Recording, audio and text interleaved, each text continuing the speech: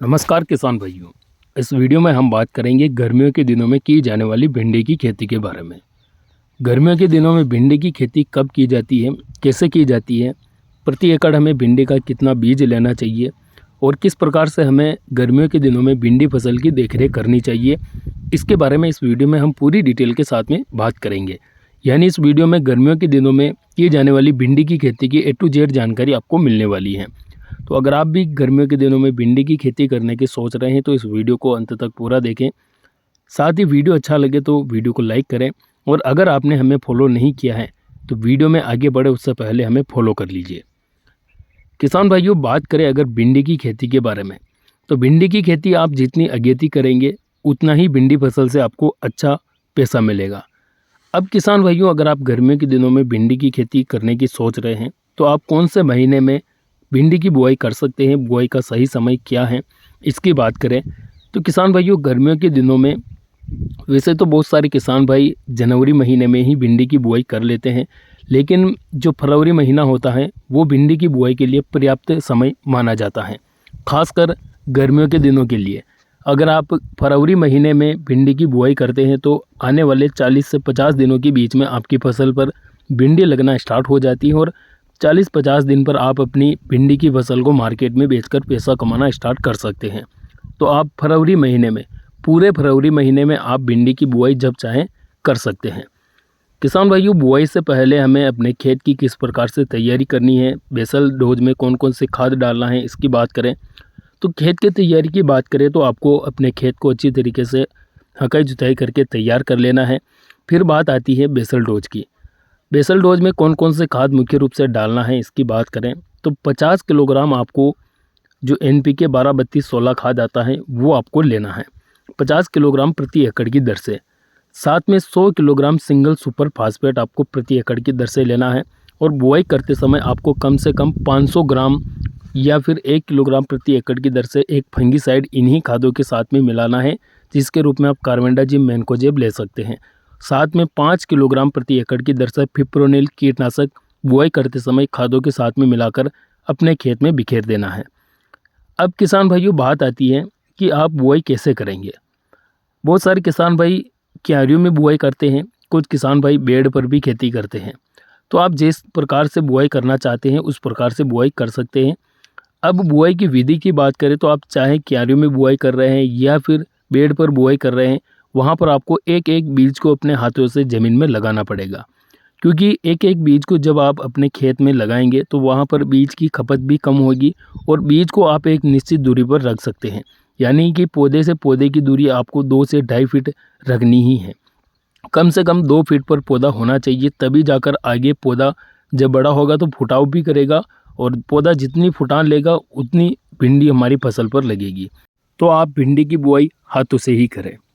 इसके अलावा बात करें अगर बीज दर की, यानी 1 एकड़ में हमें कितना बीज डालना चाहिए, इसकी बात करें तो किसान भाइयों आपको 1 एकड़ में कम से कम 1.5 से 2 किलोग्राम बीज डालना चाहिए।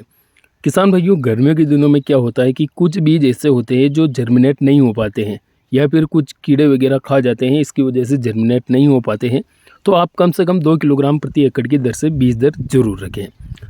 इसके अलावा किसान भाइयों, सिंचाई प्रबंधन की बात करें तो सिंचाई आपको टाइम टू टाइम करना है, क्योंकि गर्मियों के दिनों में हम सभी जानते हैं पानी की आवश्यकता ज़्यादा ही होती है। तो एक तो बुआई करने के तुरंत बाद आप पानी लगा दीजिए और उसके 6-7 दिनों के अंतराल में पानी लगाते रहे। इसके अलावा कुछ किसान भाई काली मिट्टी में बुआई करते हैं, तो वहाँ पर क्या होता है कि सिंचाई थोड़ी लेट करनी पड़ती है, यानी कि नमी लंबे समय तक टिकी रहती है। और कुछ किसान भाई हल्की ज़मीन में बुआई करते हैं तो वहाँ पर हमें सिंचाई ज़्यादा करनी पड़ती है। इसके अलावा सबसे मुख्य बात, किसान भाइयों, जैसे ही भिंडी का बीज अंकुरित होकर 10-12 दिन के आसपास हो जाता है तो वहीं से आपको कीटनाशक फंगीसाइड का स्प्रे कंटिन्यू रखना है। 7-8 दिन के अंतराल में आपको हर रोज़ जो है स्प्रे करना पड़ेगा। हर सप्ताह आपको एक एक कीटनाशक फंगीसाइड का स्प्रे करना ही पड़ेगा, क्योंकि गर्मियों के दिनों में कई प्रकार के कीट, सफ़ेद मच्छर का अटैक होता है, जिसकी वजह से क्या होता है कि पौधे की जो पत्तियां होती है उनको कीड़े खा जाते हैं और पौधे के तने को अगर कोई कीड़ा डंक लगा दे तो पूरा तना खराब हो जाता है, पौधा खत्म हो जाता है। तो आपको एक एक सप्ताह में एक एक कीटनाशक फंगीसाइड का स्प्रे कंटिन्यू रखना है। इसके अलावा अगर खादों की बात की जाए तो जब आपकी भिंडी की फसल 20-30 दिन के आसपास हो जाए तो वहाँ पर माइकोराजा और ह्यूमिक एसिड पाउडर फॉर्म वाला आप ज़रूर डालें। हल्की फुल्की मात्रा में आप यूरिया दे सकते हैं। इसके अलावा जो एनपीके के खाद आते हैं जैसे कि 19-19-19, 052-34, 00-50, इनका आपको स्प्रे समय समय पर करना है। 19-19 के स्प्रे की बात करें तो 25-30 दिन पर 19-19 का स्प्रे आपको कर देना है और फसल 50 दिन की हो उस टाइम पर आपको 052-34 का स्प्रे करना है। साथ ही जब फसल 60-70 दिन की हो जाए तो उस टाइम पर आपको 00-50 का स्प्रे करना है। साथ ही अगर आपकी भिंडी की जो कलर है वो ब्राइटनेस है वो अगर कम रहे, यानी कि अगर भूरी भूरी भिंडियाँ लग रही हैं तो वहाँ पर आप बोरान का स्प्रे कर सकते हैं। बोरान के स्प्रे से एकदम हरी भिंडियाँ आपकी फसल में लगने लग जाएगी। तो ये चीज़ें आपको मुख्य रूप से ध्यान में रखना है। और ऐसा नहीं है कि भिंडी की खेती करना बहुत मुश्किल काम है, बहुत मुश्किल काम नहीं है, आसान काम है। अगर आप एक बार ठान लेते हैं अपने मन में कि हमें भिंडी की खेती करनी है तो आप आसानी से कर सकते हैं।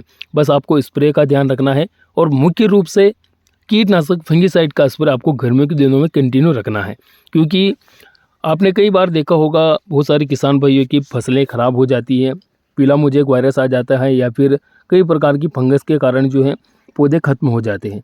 तो वहाँ पर आपको कीटनाशक फंगिसाइड का स्प्रे कंटिन्यू रखना है। एक सप्ताह में यानी कि 7 या 8 दिनों के अंतराल में आपको कंटिन्यू स्प्रे करते रहना है। इस प्रकार से आप जो है गर्मियों के दिनों में भिंडी की खेती कर सकते हैं। किसान भाइयों, वीडियो अच्छा लगा तो वीडियो को लाइक करें और हमें फॉलो ज़रूर करें। मिलते हैं नेक्स्ट वीडियो में, तब तक के लिए धन्यवाद। जय जवान जय किसान।